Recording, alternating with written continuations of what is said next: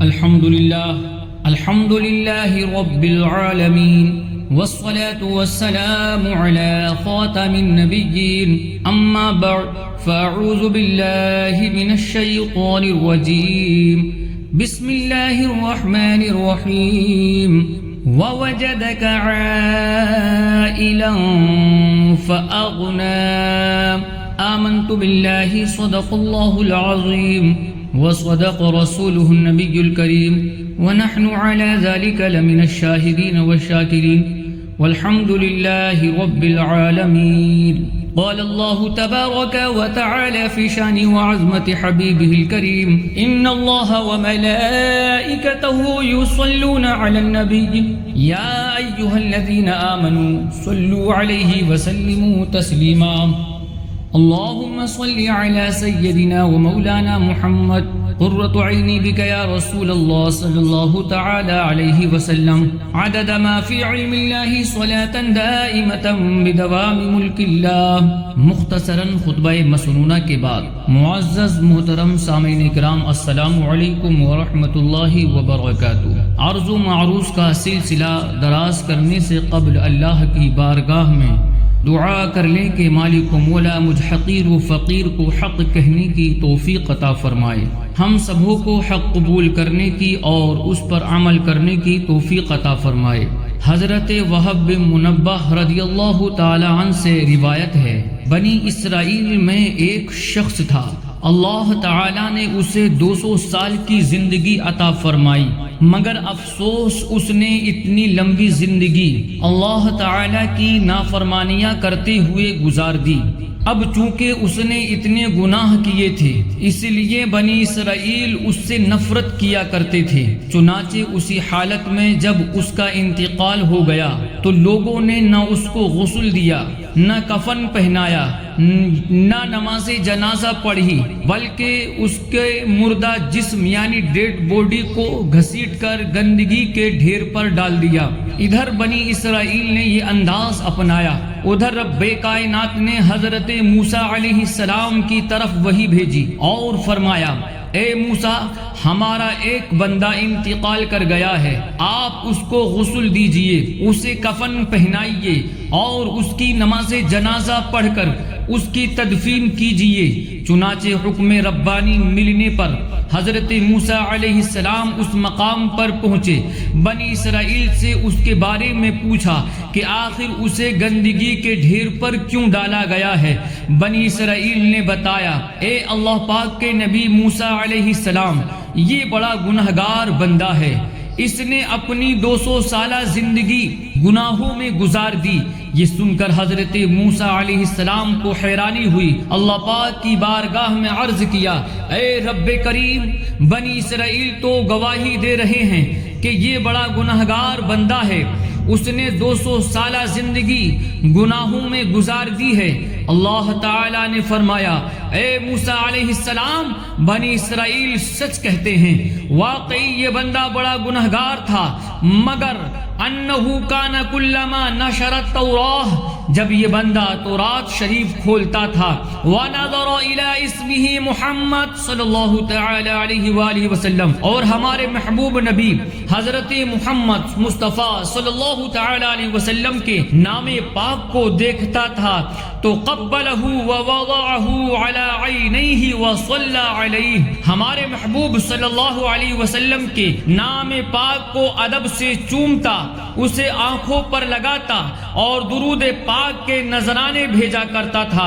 اے موسیٰ، اس کی یہ ادا ہمیں بہت پسند آئی، بس اس کے اسی نیک عمل کی برکت سے میں نے اس کے سارے گناہ بخش دیے، اور وزوجتہ 70 حورا، اور میں نے اس کا نکاح 70 حوروں کے ساتھ کر دیا ہے.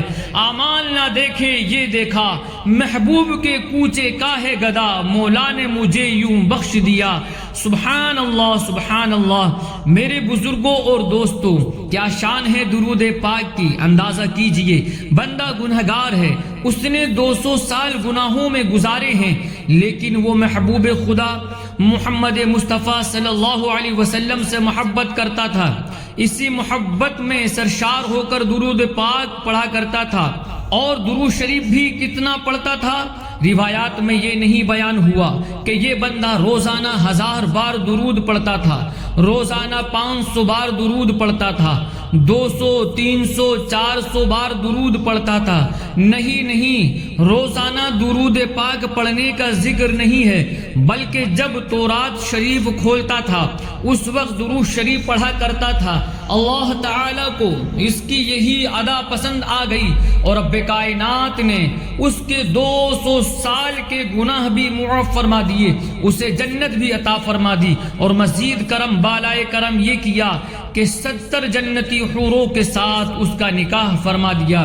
اب ذرا غور فرمائیے، یہ تو بنی اسرائیل کا ایک شخص تھا، اس پر کتنا کرم ہوا، تو ہم غلامان مصطفیٰ، ہم پیارے آقا صلی اللہ علیہ وآلہ وسلم کے امتی اگر درود شریف پڑھیں اور کبھی کبھار نہیں بلکہ روزانہ پڑھیں، ایک آدھ بار نہیں بلکہ کثرت کے ساتھ پڑھیں، تو ہم پر اللہ تعالیٰ کی کیسی کیسی رحمتیں برسیں گی۔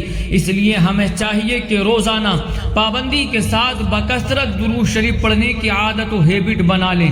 ایک مرتبہ درود شریف کا نذرانہ بانداز غلامانہ پوری ایمانداری کے ساتھ پیش کریں، پڑھیں اللہم صلی علی سیدنا و مولانا محمد وبارک وسلم صلاۃ و سلام علیک یا رسول اللہ، صلاۃ و سلام علیک یا حبیب اللہ صلی اللہ تعالی علیہ وسلم۔ قال اللہ تبارک و تعالی فی القرآن الکریم ووجدک عائلا فاغنا۔ اللہ پاک قرآن کریم میں فرماتا ہے اور اس نے تمہیں حاجت مند پایا تو غنی کر دیا۔ میرے عزیزو، ہم نے پارہ 30 سورہ والضحیٰ کی آیت نمبر 8 سننے کی سعادت حاصل کی۔ اس آیت کریمہ میں اللہ پاک نے اپنے محبوب ذیشان مکی مدنی سلطان صلی اللہ علیہ وآلہ وسلم کی ایک اونچی شان کو بیان فرمایا ہے۔ ارشاد ہوتا ہے وَوَجَدَكَ عَائِلًا فَأَغْنَىٰ، اور اس نے تمہیں حاجت مند پایا تو غنی کر دیا۔ اس آیت کی ایک تفسیر یہ ہے کہ اللہ تعالیٰ نے آپ صلی اللہ علیہ وسلم کو حاجت مند پایا تو حضرت خدیجہ رضی اللہ تعالی عنہا کے مال، پھر حضرت ابو بکر صدیق رضی اللہ تعالی عنہ کے مال، پھر حضرت عثمان غنی رضی اللہ تعالی عنہ کے مال، اور پھر غنیمت کے مال کے ذریعے آپ صلی اللہ علیہ وسلم کو غنی کر دیا۔ معلوم ہوا کہ حضرت خدیجہ، حضرت ابو بکر صدیق اور حضرت عثمان غنی رضی اللہ تعالی عنہم بڑے خوش نصیب ہیں کہ اللہ تعالی نے انہیں اپنے محبوب صلی اللہ علیہ وسلم کی خدمت کرنے کا موقع عطا فرمایا۔ جانو دل تیرے قدم پر وارے، کیا نصیبیں ہیں تیرے یاروں کے، صدق و عدل و کرم و ہمت میں چار سو شہرے ہیں ان چاروں کی۔ میرے عزیزو، آیت کریمہ کا ایک معنی یہ بھی ہے کہ اے پیارے محبوب صلی اللہ علیہ وآلہ وسلم، اللہ تعالیٰ نے آپ صلی اللہ علیہ وسلم کو حاجت مند پایا تو قناعت کی دولت عطا فرما کر غنی کر دیا۔ معلوم ہوا کہ حقیقی طور پر مالدار وہ ہے جسے اللہ تعالیٰ نے قناعت کی دولت سے نوازا ہے۔ حضرت ابو ہریرہ رضی اللہ تعالی عنہ سے روایت ہے، رسول کریم صلی اللہ علیہ وسلم نے ارشاد فرمایا، مالداری کثرت مال سے حاصل نہیں ہوتی بلکہ حقیقی مالداری نفس کا بے نیاز ہونا ہے۔ حضرت عبداللہ بن عمر رضی اللہ تعالی عنہ سے روایت ہے، رسول اللہ صلی اللہ علیہ وسلم نے ارشاد فرمایا، جس نے اسلام قبول کیا، جسے ضرورت کے مطابق روزی دی گئی اور جسے اللہ تعالیٰ نے ان چیزوں پر قناعت کرنے والا بنا دیا جو اسے دی گئی ہیں، تو اس نے کامیابی حاصل کر لی۔ میرے عزیزو، اللہ تعالیٰ فرماتا ہے وَوَجَدَكَ عَائِلًا فَأَغْنَىٰ، اور اس نے تمہیں حاجت مند پایا تو غنی کر دیا۔ امام فخر الدین رازی رحمت اللہ تعالی علیہ نے اس کا ایک اور ایمان افروز معنی بھی بیان کیا ہے۔ فرماتے ہیں ایک معنی آیت کا یہ بھی ہے کہ اے پیارے محبوب صلی اللہ علیہ وآلہ وسلم، آپ کے عیال بہت زیادہ ہیں، ساری امت ہی آپ کے در کی سوالی ہے، چونکہ اتنے زیادہ افراد کی امیدیں آپ کے ساتھ وابستہ ہیں، لہٰذا آپ کے رب کریم نے آپ کو غنی بنا دیا ہے۔ اعلیٰ حضرت امام اہل سنت رحمت اللہ تعالی علیہ لکھتے ہیں، وہی رب ہے جس نے تجھ کو ہمتن کرم بنایا، ہمیں بھیک مانگنے کو تیرا آستہ بتایا، تجھے حمد ہے خدایا، تجھے حمد ہے خدایا۔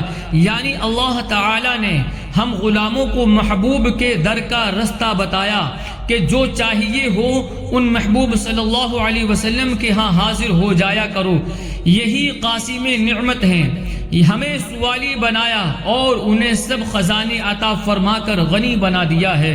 میرے عزیزو، اللہ تعالی نے اپنے محبوب کو کتنا غنی کیا، کیا کچھ عطا فرمایا، اس کی تفصیل و ڈیٹیل دوسری جگہ ہے۔ ارشاد ہوتا ہے، اِنَّا أَعْطَيْنَاكَ الْكَوْثَرَ، یعنی اے محبوب صلی اللہ علیہ وسلم، بے شک ہم نے تمہیں بے شمار خوبی عطا فرمائی۔ تفسیر نور العرفان میں ہے، لفظ کوثر کثرت سے بنا، مبالغہ کا صیغہ ہے۔ اسے یوں سمجھیے کہ کثیر کا معنی ہے زیادہ، اکثر بہت زیادہ، کثار بہت ہی زیادہ، اور کوثر بے حد زیادہ، اتنا زیادہ جو مخلوق کی عقل و فہم سے ورا ہے۔ مطلب یہ بنا کہ اے محبوب صلی اللہ علیہ وسلم، ہم نے آپ کو اتنا زیادہ عطا کیا کہ کسی کی عقل و فہم اور سمجھ میں آ ہی نہیں سکتا۔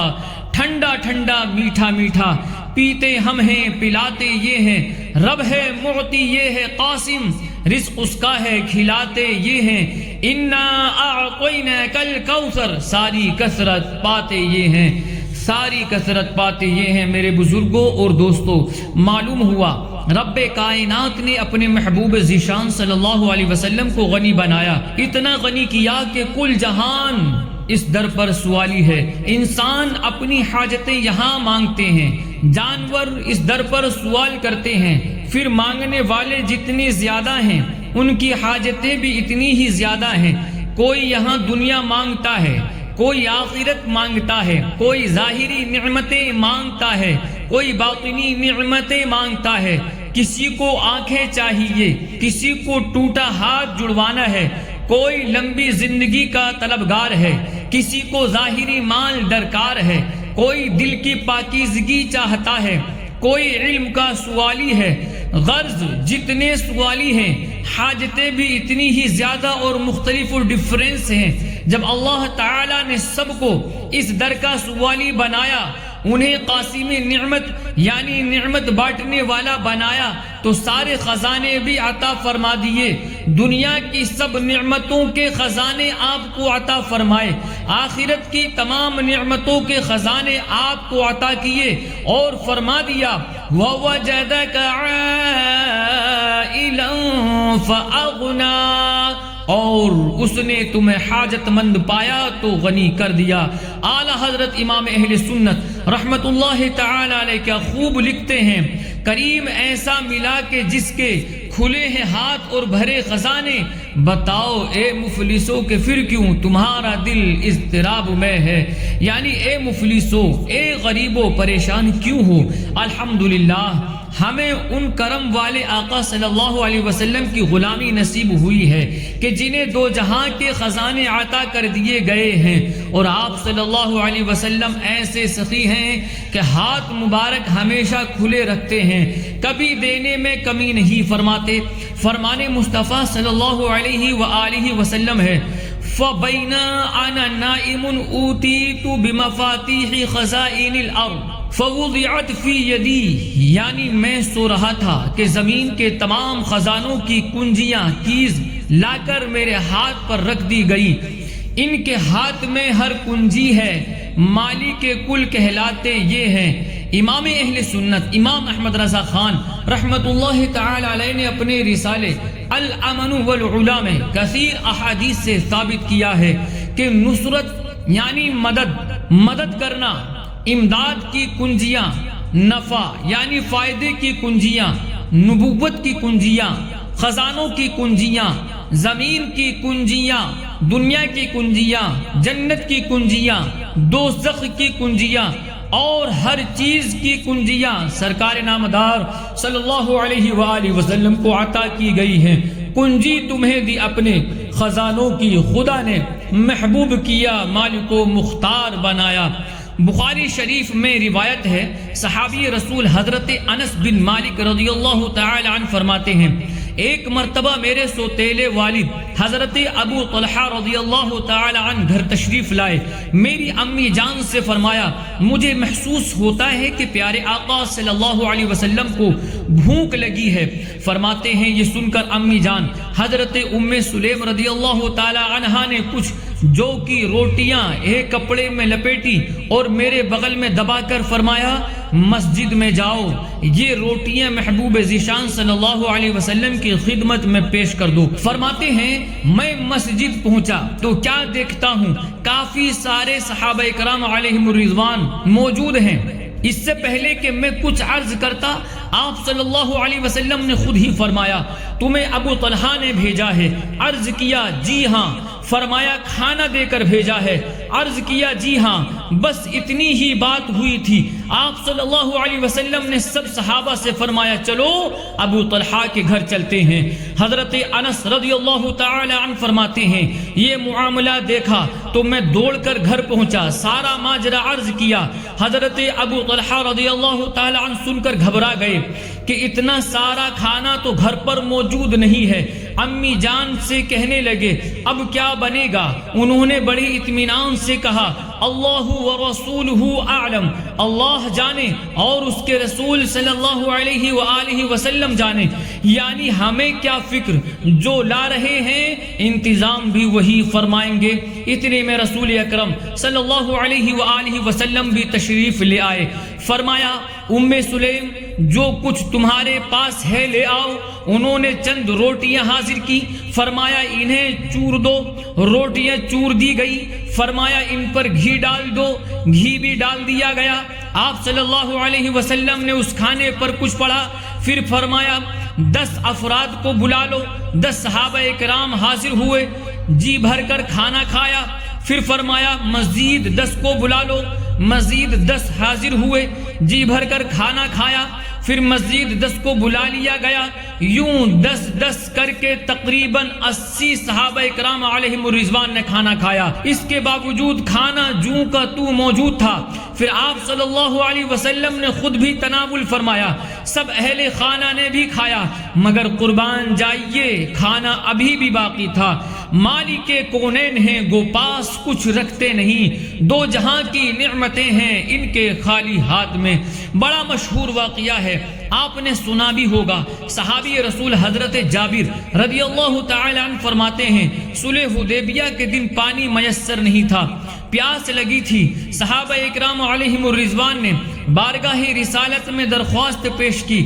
اس پر سرکار صلی اللہ علیہ وآلہ وسلم نے ایک مشکیزے میں اپنا ہاتھ مبارک رکھا، فجعل الماء يفور من بين اصابعه كامثال العيون۔ اسی وقت آپ صلی اللہ علیہ وسلم کی مبارک انگلیوں سے چشموں کی طرح پانی جاری ہو گیا۔ صحابہ اکرام علیہم الرضوان نے اس پانی کو پیا بھی اور اس سے وضو بھی کیا۔ انگلیاں ہیں فیض پر، ٹوٹے ہیں پیاسے جھوم کر، ندیاں پنجاب رحمت کی ہیں جاری واہ واہ۔ جب حضرت جابر رضی اللہ تعالی عنہ نے یہ معجزہ بیان کیا تو آپ سے پوچھا گیا اے جابر رضی اللہ تعالی عنہ اس دن آپ لوگ کتنے افراد تھے؟ حضرت جابر رضی اللہ تعالی عنہ کا بیان ہے، وہ سنیے۔ فرمایا کننا 15 مئہ، ہم اس دن 1500 تھے، یعنی مبارک انگلیوں سے جاری ہونے والا پانی 1500 کو کافی ہو گیا تھا۔ آپ نے مزید فرمایا لو کننا 100,000 لکفانا، اگر ہم 1,00,000 بھی ہوتے تو وہ پانی ہمیں کافی ہو جاتا۔ سبحان اللہ، یہ ہے صحابہ اکرام علیہم الرضوان کا مبارک انداز۔ تعداد معلوم تھی، یہ جانتے تھے کہ وہ پانی 1500 صحابہ کو کافی ہوا تھا، لیکن حضرت جابر رضی اللہ تعالی عنہ یہ بھی جانتے تھے کہ پیارے آقا صلی اللہ علیہ وسلم کو کوثر عطا کیا گیا ہے، یعنی آپ صلی اللہ علیہ وسلم کو شان صرف اتنی ہی نہیں عطا کی گئی جو ہم نے دیکھی ہے، بلکہ آپ صلی اللہ علیہ وسلم کو جو کچھ دیا گیا ہے اتنا زیادہ دیا گیا ہے کہ عقل میں آ ہی نہیں سکتا۔ اس لیے فرمایا ہم تھے تو 1500، مگر 1,00,000 بھی ہوتے تو وہ پانی سب کو کافی ہو جاتا۔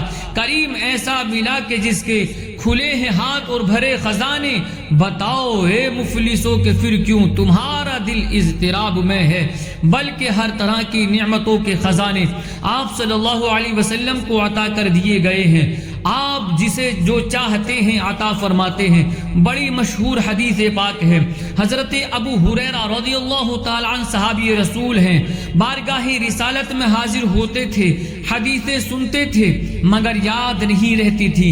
ایک دن بارگاہ رسالت میں حاضر ہوئے، عرض کیا یا رسول اللہ صلی اللہ علیہ وسلم، حافظہ کمزور ہے، قوت سماعت کمزور ہے، آپ کی حدیث سنتا ہوں یاد نہیں رہتی ہے۔ سبحان اللہ، مالک کل ہیں۔ یہ نہیں فرمایا ابو ہریرہ ظاہری چیزیں تو مجھ سے مانگو میں دوں گا، یہ تو ظاہری مال نہیں ہے، جاؤ اللہ پاک سے مانگو۔ نہیں نہیں، یہ مالک کل ہیں۔ نہ ہی پیارے آقا صلی اللہ علیہ وسلم نے یہ فرمایا کہ میں کوئی وید اور ڈاکٹر نہیں ہوں، میں کوئی حکیم نہیں ہوں۔ نہ ہی نبی صلی اللہ علیہ وسلم نے یہ فرمایا اے ابو ہریرہ تم ایک کام کرنا، جب تم صبح کرو تو صبح نہار کو تم 5 بادام کے دانے لینا، 5 کشمش کے دانے لینا، اور اس کے بعد ایک گلاس دودھ لے کر کے تم کھا لینا، تو تمہارا قوت حافظہ مضبوط ہو جائے گا۔ بلکہ حضرت ابو ہریرہ رضی اللہ تعالیٰ عنہ جانتے تھے کہ سب نعمتیں دیتا اللہ پاک ہے، ملتی محبوب صلی اللہ علیہ وسلم کے در سے ہیں، اور محبوب صلی اللہ علیہ وسلم بھی جانتے ہیں کہ ساری نعمتوں کے خزانے میرے پاس ہیں، اللہ پاک کی عطا سے مجھے مالک و مختار بنایا گیا ہے۔ آپ صلی اللہ علیہ وآلہ وسلم نے حضرت ابو ہریرہ رضی اللہ تعالی عنہ کو حافظہ عطا فرمایا۔ کیسے عطا فرمایا؟ یہ بھی بڑی کمال کی بات ہے۔ پیارے آقا صلی اللہ علیہ وسلم نے فرمایا یا ابا ہریرہ ابسط رداءک، اے ابو ہریرہ چادر بچھاؤ۔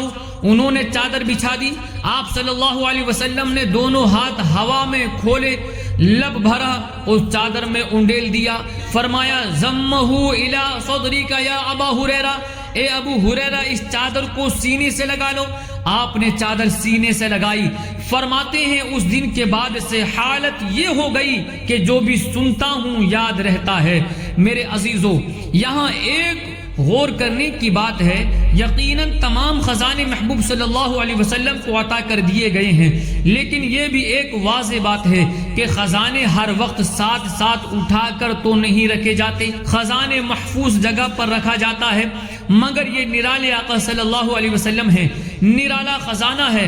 حضرت ابو ہریرہ رضی اللہ تعالی عنہ نے حافظہ مانگا، آپ نے یہ نہیں فرمایا ابو ہریرہ ٹھہرو میں اپنے خزانے سے حافظہ لے کر آتا ہوں، یہ نہیں فرمایا ابو ہریرہ میرے ساتھ چلو، فلاں جگہ خزانہ ہے میں وہاں سے تمہیں حافظہ دیتا ہوں۔ نہیں، آپ صلی اللہ علیہ وآلہ وسلم جہاں تشریف فرما تھے وہیں سے لب بھرا اور عطا فرما دیا۔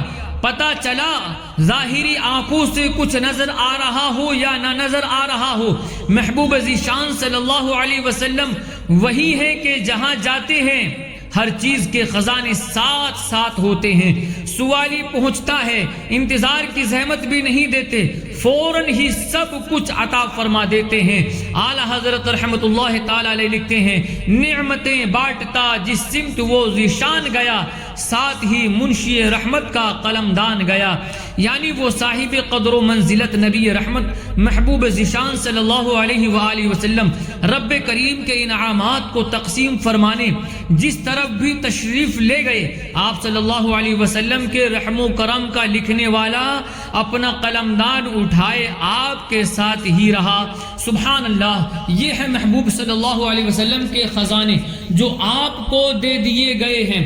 آپ صلی اللہ علیہ وسلم جہاں ہوتے ہیں سب خزانے ساتھ رہتے ہیں، سوالی مانگتے جاتے ہیں، آپ عطا فرماتے جاتے ہیں۔ امام اہل سنت امام احمد رضا خان فاضل بریلوی رحمۃ اللہ تعالی علیہ فرماتے ہیں اللہ پاک نے دنیا اور آخرت کی تمام زمینوں کا حضور صلی اللہ علیہ وسلم کو مالک کر دیا ہے۔ حضور جنت کی زمین میں سے جتنی چاہیں جسے چاہے جاگیر بخشے۔ جب جنت کی زمین کا یہ معاملہ ہے تو دنیا کی زمین کا کیا ذکر۔ ایک مقام پر فرماتے ہیں رسول اللہ صلی اللہ علیہ وسلم اپنے رب کی عطا سے مالک جنت ہیں، معطی جنت یعنی جنت عطا کرنے والے ہیں، جسے چاہے عطا فرمائے۔ اللہ پاک کا فرمان عالی شان ہے تلک الجنت التي نورث من عبادنا من كان تقیا، یعنی یہ وہ باغ ہے جس کا وارث ہم اپنے بندوں میں سے اسے کریں گے جو پرہیزگار ہوگا۔ اس آیت مقدسہ کا ایک معنی یہ بیان کیا گیا ہے ای نورث تلک الجنت محمد صلی اللہ علیہ وآلہ وسلم فیعطی من یشاء ویمنع عن من یشاء وہو سلطان فی الدنیا والآخرہ، یعنی ہم اس جنت کا وارث محمد عربی صلی اللہ علیہ وسلم کو بناتے ہیں کہ وہ جسے چاہے جنت عطا فرمائے اور جسے چاہے محروم رکھے۔ آپ سلطان دو جہاں ہیں، جو چاہیں گے جسے چاہیں گے یہ اسے دیں گے، کریم ہیں یہ خزانے لٹانے آئے ہیں۔ حضرت ربیعہ اسلمی رضی اللہ تعالیٰ عنہ صحابی رسول ہیں، اصحاب صفہ میں سے ہیں، رسول ذیشان صلی اللہ علیہ وسلم کے خادم تھے، سفر و حضر میں آپ صلی اللہ علیہ وسلم کے ساتھ رہنے کا شرف پاتے تھے۔ آپ فرماتے ہیں میں پیارے آقا صلی اللہ علیہ وسلم کے حجرہ شریف کے قریب ہی رات گزارتا تھا تاکہ وضو کے لیے پانی یا مسواک وغیرہ کسی چیز کی حاجت ہو تو پیش کر سکوں۔ آپ صلی اللہ علیہ وآلہ وسلم کی عادت کریمہ تھی کہ رات کو جب بیدار ہوتے تو پڑھتے سبحان اللہ رب العالمین سبحان اللہ وبحمدہ۔ ایک مرتبہ کا واقعہ ہے، تاجدار دو جہاں صلی اللہ علیہ وآلہ وسلم نیند سے بیدار ہوئے تو میں وضو کے لیے پانی اور مسواک وغیرہ لے کر حاضر ہو گیا۔ میری یہ خدمت دیکھ کر دریائے کرم جوش پر آ گیا۔ سخیوں کے سخی مکی مدنی سلطان صلی اللہ علیہ وآلہ وسلم نے عطاؤں کا دروازہ کھولتے ہوئے فرمایا سل اے ربیعہ مانگو۔ میں نے عرض کیا اسألوک مرافقتک فی الجنہ، یعنی یا رسول اللہ صلی اللہ علیہ وآلہ وسلم میں آپ سے جنت میں آپ کا پڑوس مانگتا ہوں، سائل ہوں تیرا مانگتا ہوں تجھ سے، تجھی کو معلوم ہے مجھ کو تیری اقرار کی عادت۔ حضرت جمیل رضوی رحمت اللہ تعالی علیہ لکھتے ہیں میں تیری دین کے قربان کے تیرے منگتا، تجھ سے جو چاہتے ہیں مانگ لیا کرتے ہیں۔ مانگنے کو تو حضرت ربیعہ رضی اللہ تعالی عنہ نے سب کچھ ہی مانگ لیا تھا، مگر میرے آقا صلی اللہ علیہ وسلم سخیوں کے سخی ہیں، آپ کی عطاؤں کی شان ہی نرالی ہے۔ میرے کریم سے گر قطرہ کسی نے مانگا دریا بہا دیے ہیں، دربے بہا دیے ہیں۔ حضرت ربیعہ رضی اللہ تعالی عنہ جنت میں آقا کا پڑوس مانگ چکے تھے۔ سرکار صلی اللہ علیہ وآلہ وسلم نے فرمایا اوا غیر ذلک، یعنی کیا کچھ اور بھی چاہیے؟ عرض کیا ہوا ذلک، یعنی یہی درکار ہے۔ فضل رب العلا، اور کیا چاہیے؟ مل گئے مصطفیٰ، اور کیا چاہیے؟ دامن مصطفیٰ جن کے ہاتھوں میں ہے ان کو روز جزا، اور کیا چاہیے؟ نعمتیں دونوں عالم کی دے کر ہمیں پوچھتے ہیں بتا اور کیا چاہیے؟ میرے بزرگوں اور دوستوں، حضرت ربیعہ رضی اللہ تعالی عنہ نے عرض کیا یا رسول اللہ صلی اللہ علیہ وسلم یہی طلب ہے کہ جنت میں آپ کا پڑوس نصیب ہو جائے۔ اس پر رسول ذیشان صلی اللہ علیہ وآلہ وسلم نے فرمایا فَأَعِنِّي عَلَى نَفْسِكَ بِكَثْرَةِ السُّجُودِ، یعنی کثرت سے سجدے کر کے اپنے نفس پر میری مدد کرو۔ مالک ہیں خزانہ قدرت کے، جو جس کو چاہے دے ڈالیں، دی خلد جناب ربیعہ کو بگڑی لاکھوں کی بنائی ہے۔ میرے بزرگوں، اس ایمان افروز روایت سے پتہ چلا کہ ہمارے آقا صلی اللہ علیہ وسلم مختار کل ہیں۔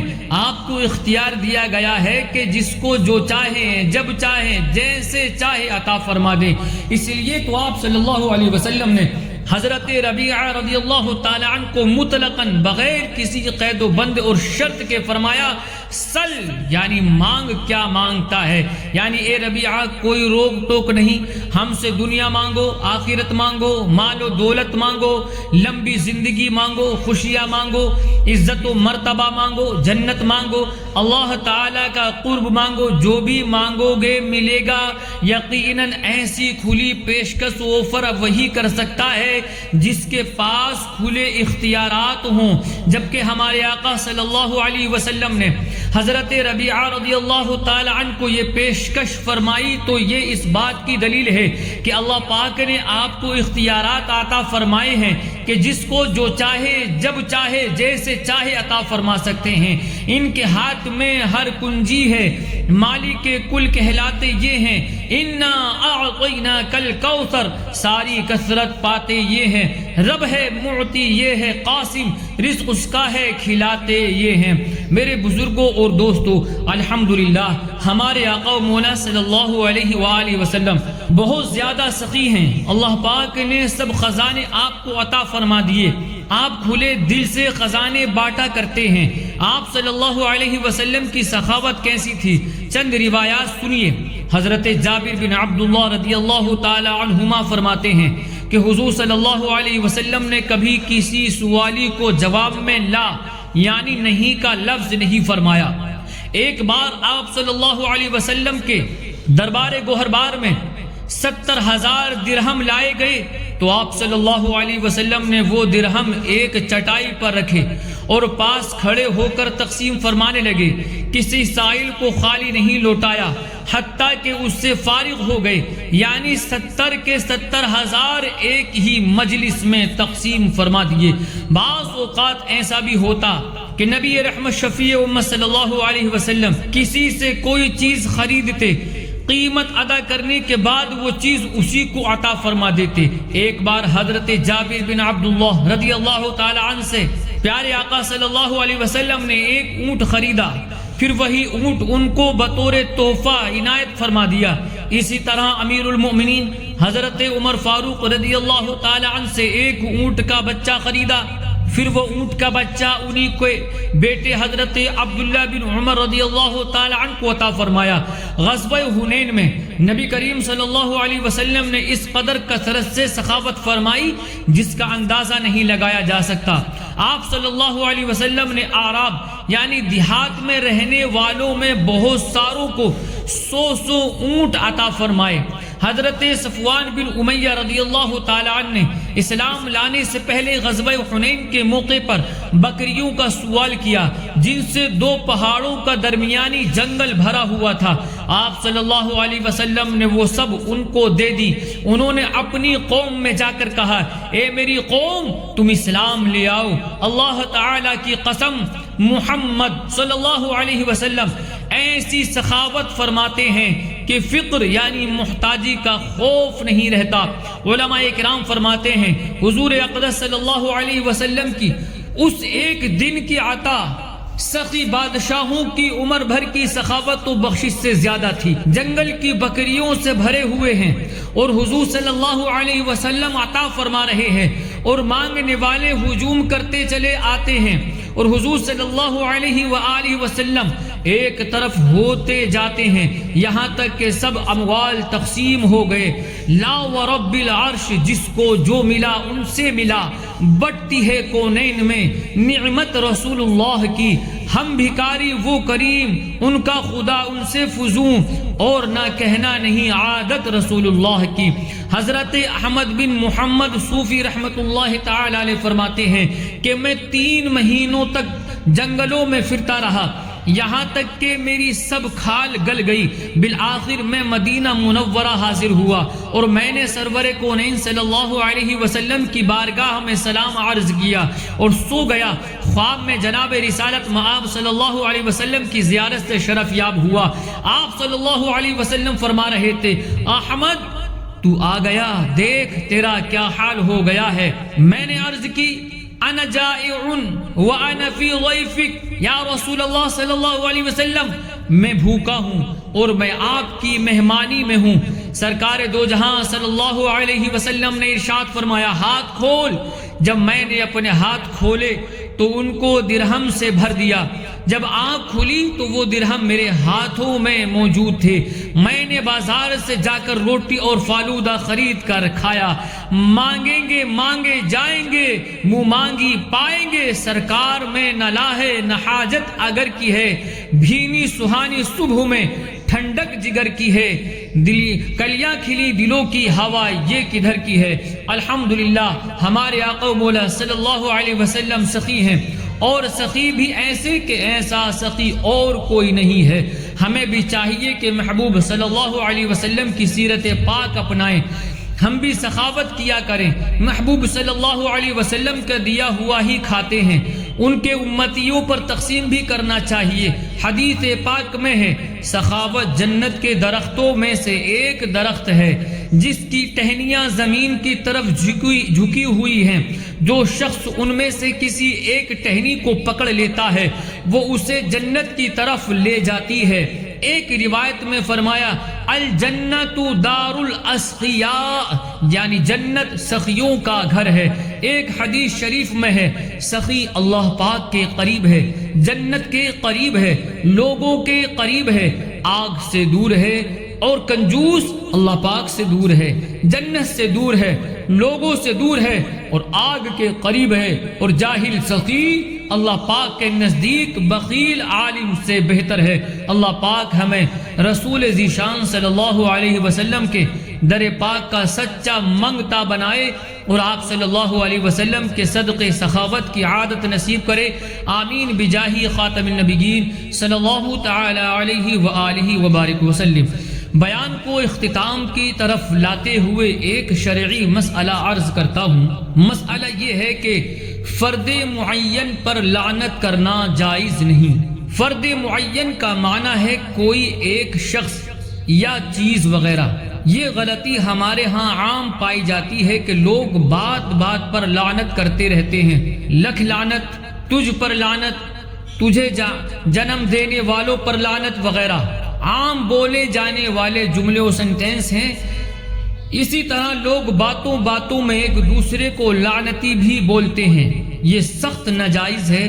حدیث پاک میں ہے لا یکون المؤمن لعانا، مؤمن لعنت کرنے والا نہیں ہوتا۔ علماء اکرام فرماتے ہیں انسان تو انسان رہے، کھٹمل ہوا جمادات یعنی بے جان چیزوں اور جانوروں پر بھی لعنت کرنا جائز نہیں ہے۔ اللہ پاک ہمیں درست اسلامی احکام سیکھنے اور ان پر عمل کرنے کی توفیق نصیب فرمائے۔ آمین بجاہ خاتم النبیین صلی اللہ تعالی علیہ وسلم۔ وآخر دعوانا الحمدللہ رب العالمین۔ السلام علیکم ورحمۃ اللہ تعالی وبرکاتہ۔